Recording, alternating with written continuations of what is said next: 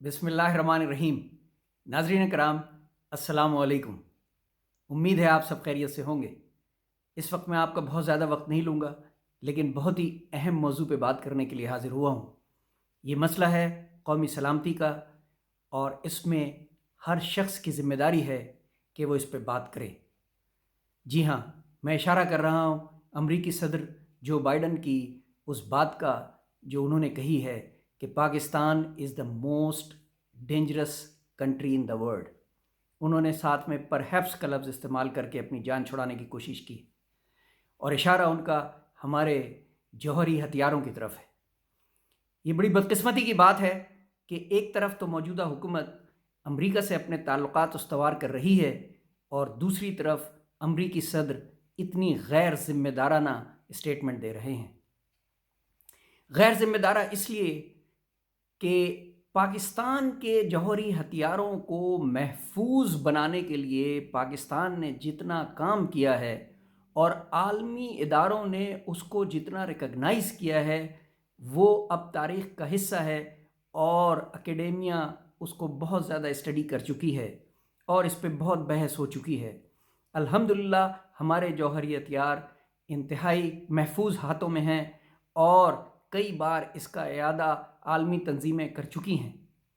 इसलिए अमरीकी सदर की तरफ से इस वक्त इस स्टेटमेंट के आने का मकसद कुछ और है।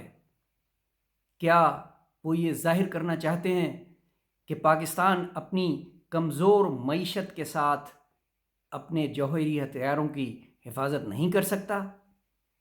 ये बड़ी बदकिस्मती की बात होगी, क्योंकि पाकिस्तान की अवाम ने अपना पेट काट के अपने जौहरी हथियार अपनी कौमी सलामती के लिए बनाए हैं। पाक अफवाज, पाकिस्तानी साइंसदान और आने वाली तमाम हुकूमतों ने इसकी हिफाजत की है। ख़ुद पाकिस्तानी अवाम ने इसका पहरा दिया है। इसलिए हुकूमत वक्त से दरख्वास्त करूँगा, बल्कि अपील करूँगा कि अमरीकी स्टेटमेंट का जायज़ा लेने के बाद उसका जवाब दें, भरपूर जवाब दें।